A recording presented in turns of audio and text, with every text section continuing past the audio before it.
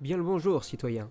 Je me présente. Je me prénomme Galen Kyrell et je suis ce qu'on pourrait appeler un chargé de communication. Entre autres, mon travail consiste à vous faire part des avancées de notre glorieux empire. Vous n'êtes pas sans savoir que depuis quelque temps, nous devons faire face à de nombreuses cellules terroristes. Celles-ci ne sont que mineures mais pourraient s'avérer problématiques si elles venaient à proliférer. Chers concitoyens, voici donc les lieux où seraient, comme ils se font nommer, les rebelles.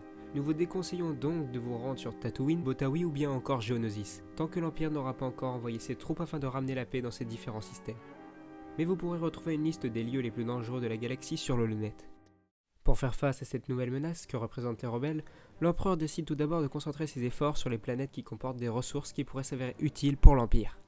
Par exemple, prendre Mon Calamari permettrait de bâtir un nouveau chantier naval afin de suppléer celui de Kuat.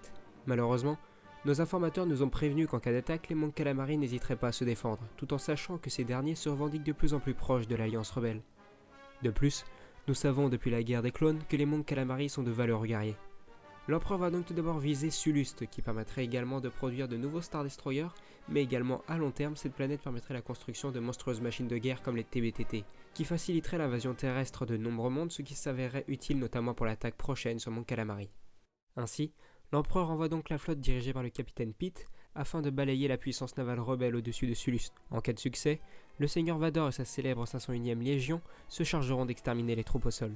Ce n'est donc pas moins d'un destroyer stellaire accompagné de son escorte qui parviennent à mettre en déroute les rebelles. Ces derniers ne disposant que de très peu de matériel, ils n'opposent qu'une très faible résistance et se font rapidement annihiler par l'armada impériale. Afin de ne laisser aucun répit à ces terroristes, le Seigneur Vador débarque presque instantanément après la fuite des derniers X-Wing rebelles. Lui et ses troupes s'attaquent donc aux rebelles encore sur place et doivent faire face à la résistance apportée par les Sullustéens, ces derniers ayant décidé de prêter allégeance aux rebelles. Cependant, la victoire ne s'en fera que plus belle pour l'Empire car les troupes du Seigneur Vador étant appuyées par un soutien aérien, la planète est rapidement conquise. La première décision de l'Empereur en apprenant cette nouvelle est donc de faire bâtir de nombreuses usines afin de produire les nouvelles machines de guerre impériales.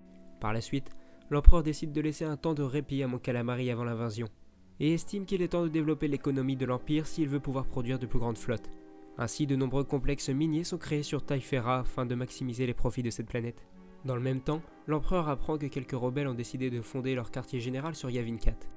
Ne pouvant laisser cela se faire, l'Empereur décide d'envoyer ses meilleures troupes pour détruire ces terroristes.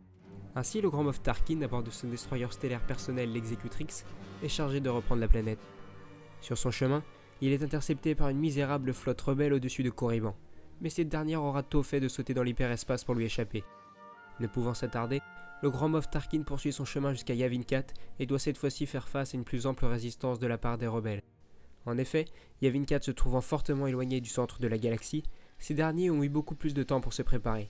Ils ont donc pu concevoir une gigantesque station spatiale, leur permettant de répondre de manière presque équivalente à la force de frappe impériale. Le Grand Moff Tarkin possédant une très forte expérience, de par son passé au sein de l'armée de la République lors de la guerre des clones, c'est donc grâce à son génie militaire que le Grand Moff parvient à se défaire des terroristes, et le champ est donc désormais libre pour le Seigneur Vador et sa 501e Légion.